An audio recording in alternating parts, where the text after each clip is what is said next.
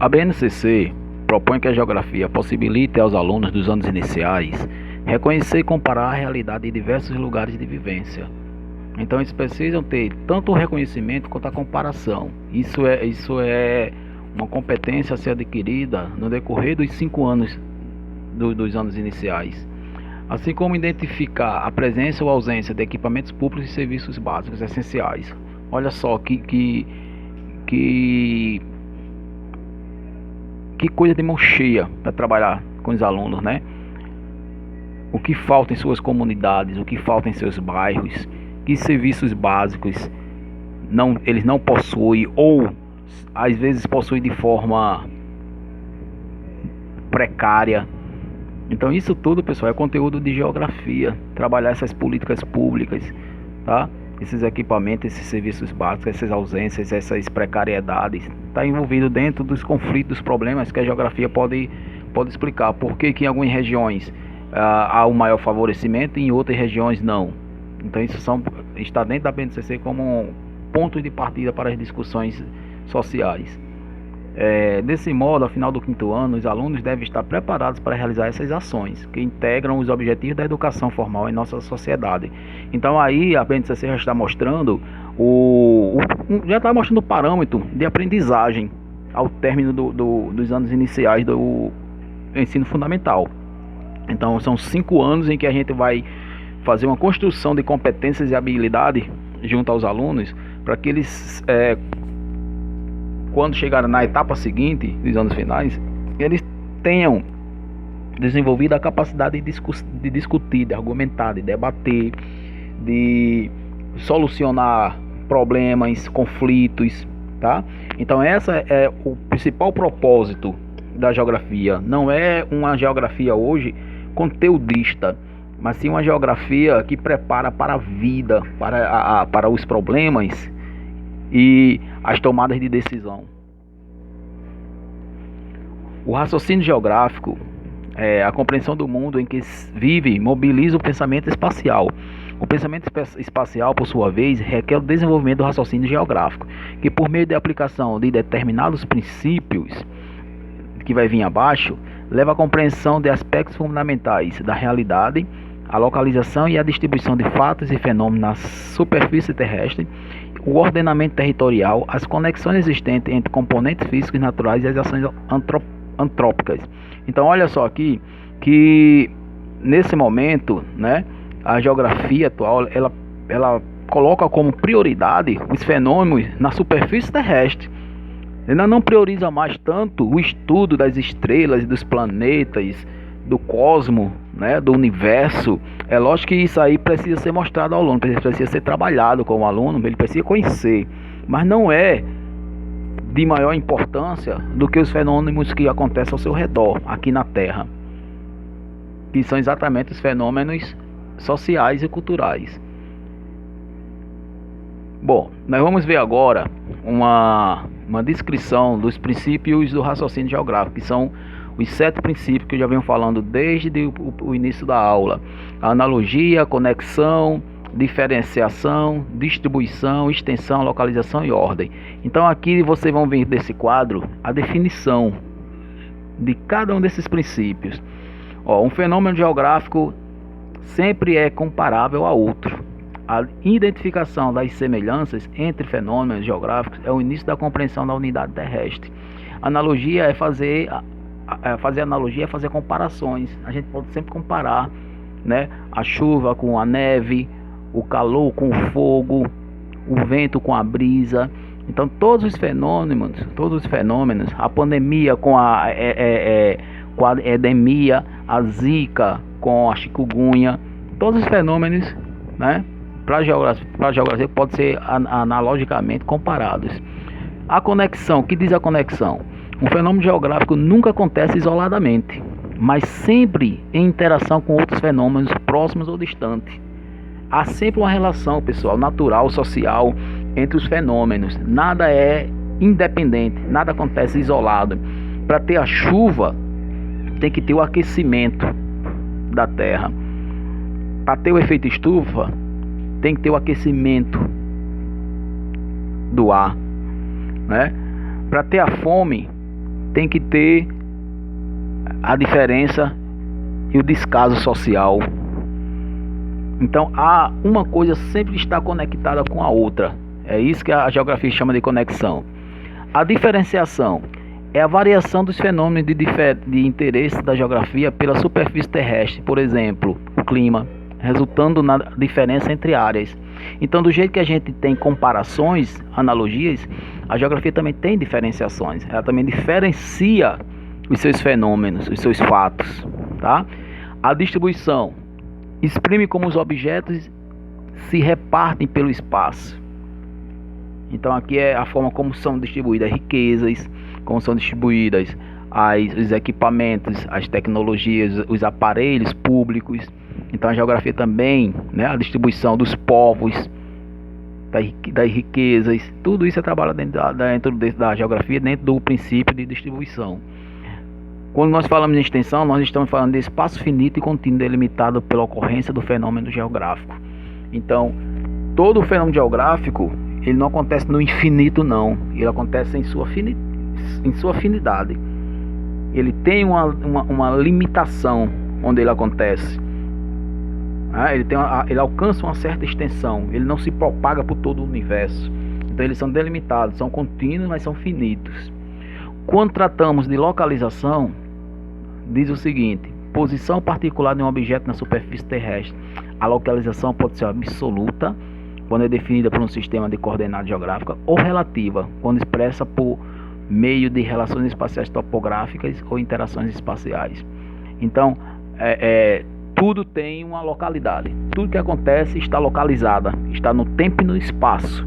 Então, a localização, ela trata exatamente desse ponto, de todos os fatos, todos os fenômenos, eles terem a sua localização no tempo e no espaço.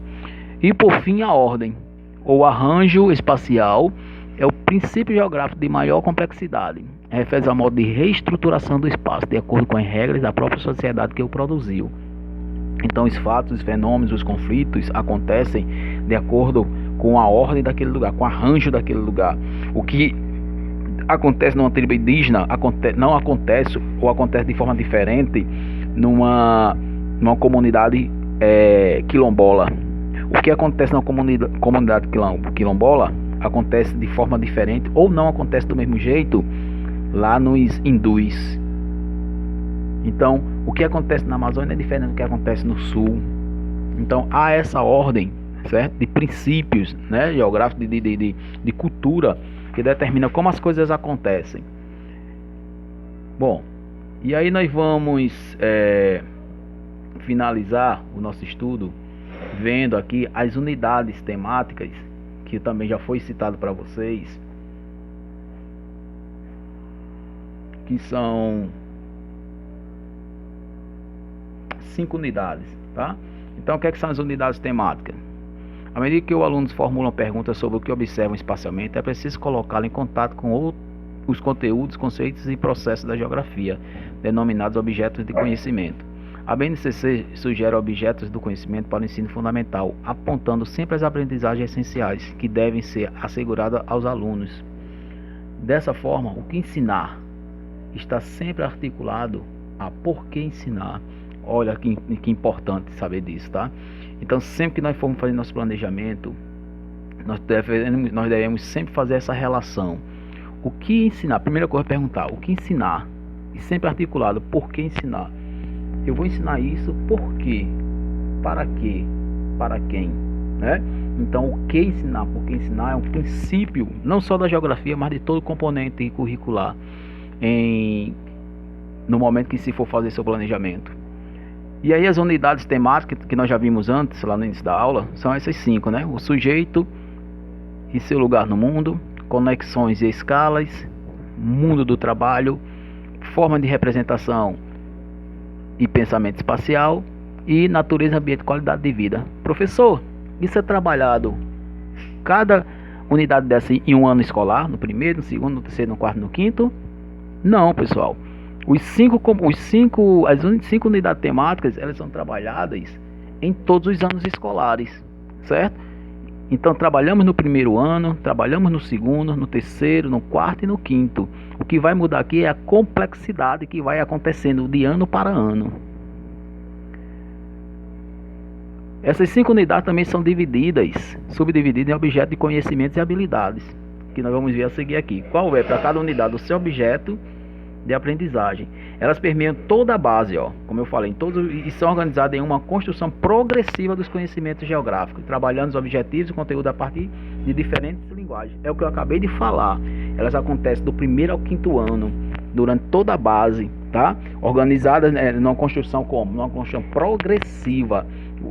O que a gente vê sobre o sujeito e o seu lugar no mundo no 1º ano, a gente vai acrescentar esse conhecimento no 2º, complementar no 3º, no 4º, no 5º. A gente vai ampliando esse conhecimento durante os 5 anos escolares dos anos iniciais. Então, para cada ano escolar, nós vamos ter essa organização, a unidade e o seu objeto de conhecimento. Então, no 1º ano, vamos pegar aqui só a primeira unidade, tá certo? Vamos ler tudo não, vamos pegar só a primeira unidade como exemplo. A unidade do sujeito e o seu lugar no mundo. No 1º ano, qual é o objeto de estudo? O modo de vida das crianças em diferentes lugares e as situações de convívio em diferentes lugares. Quando ela chega no 2º ano, a mesma unidade vai continuar sendo estudada. Agora, vai estudar a parte de convivência e interações entre pessoas na comunidade, riscos e cuidados no meio de transporte e de comunicação. Então veja como, pessoal, do 1º para o 2º ano já houve um aumento da complexidade, uma expansão no espaço, né, do conhecimento. Já no 3º ano, a mesma unidade temática, o sujeito e o lugar no mundo, tem como objeto de estudo a cidade e o campo, aproximações e diferenças. Ela começa a fazer agora comparações, analogias e diferenciações do que é semelhante, né, do que é diferente, por que há essas diferenças, o que provoca essas diferenças e que consequências elas causam também. No 4º ano, dentro da mesma unidade, nós teremos agora o estudo do território e diversidade cultural, processos migratórios no Brasil, instâncias do poder público e canais de participação social. Então aqui a criança já começa a se interar mais com as questões políticas, né, do seu meio, sociais, culturais, porque a migração ela é fruto tanto do econômico, como do político, como do social, como do cultural. Então ela vai ampliando mais ainda. E por fim, no 5º ano, o sujeito e seu lugar do mundo, ela vai ter como objeto de estudo a dinâmica populacional e as diferenças étnico-raciais e étnico-culturais e as desigualdades sociais, tá? Então veja que isso vai acontecer para todas as unidades. Esses quadros aqui vocês precisam se aprofundar neles, né? Ler mais, estudá-los para entender que a unidade ela é progressiva e vai proporcionar ao estudante, ao término do 5º ano, as condições necessárias para dar continuidade no Fundamental 2. Bom, algumas perguntas são importantes, né? Onde se localiza? Por que se localiza? Como se distribui? Quais são as características socioespaciais? Essas questões elas guiam a abordagem dos fenômenos nas aulas de geografia, partindo da observação desses lugares de vivência. Os alunos podem estabelecer relações entre o que ocorre no lugar em que vivem e outros lugares próximos também.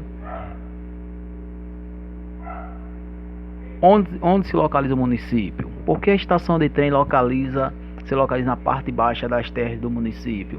Como as construções de moradia se distribuem no município? As concentrações de moradia acompanham a linha de trem? Quais são as características da vida no mundo relacionadas à via férrea? Essas perguntas, pessoal, é só um exemplo de algumas sugestões de como iniciar aulas sem chegar dando conceitos prontos, e sim questionando, perguntando, buscando deles a curiosidade, tá? Ou até mesmo partindo deles. São perguntas que nascem das observações dos elementos dos lugares de vivência. Ali é como se fosse uma comunidade que vive às margens de uma linha férrea. Então ela tem que compreender por que aquela linha férrea passa por ali. Por que aquela comunidade surgiu ali às margens da via férrea. Na verdade, era para você compreender primeiro quem foi que chegou primeiro, se foi a linha ou se foi a comunidade. Essa relação precisa ser compreendida para saber qual é a relação da comunidade com a linha férrea ou o inverso, da linha férrea com a comunidade.